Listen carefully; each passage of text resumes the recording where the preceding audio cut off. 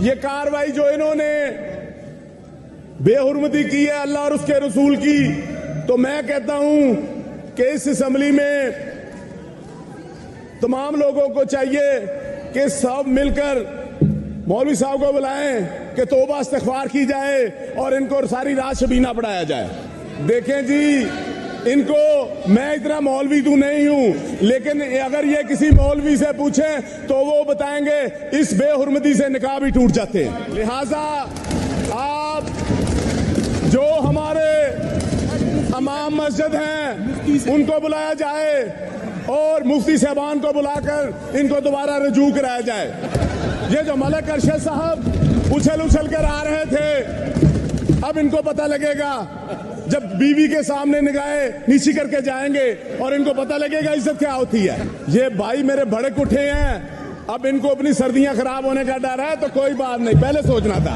आज इनके एक एमपीए की मैंने निशानदी की, जो उसकी हालत थी डाइस पर चढ़ने की।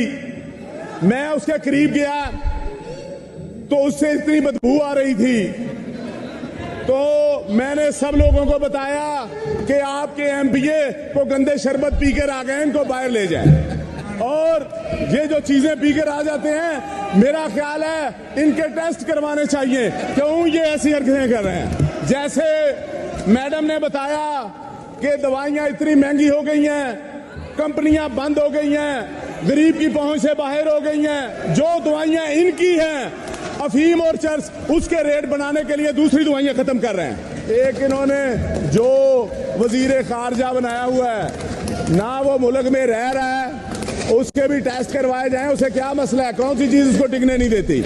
यहाँ पर वीडियो लिंक के जरिए हर जगह दुनिया में बातें हो रही हैं कि ये मेरी बहनें नारे तो लगा रही हैं, ये इनको इधर से तनख्वाह मिल रही है, इनको पता नहीं है यहाँ पर कि प्याज का आज क्या रेट है। मैंने इनके खवातीन को कहा कि मगरिब का टाइम का वक्फा हुआ है, नमाजें पढ़ ले।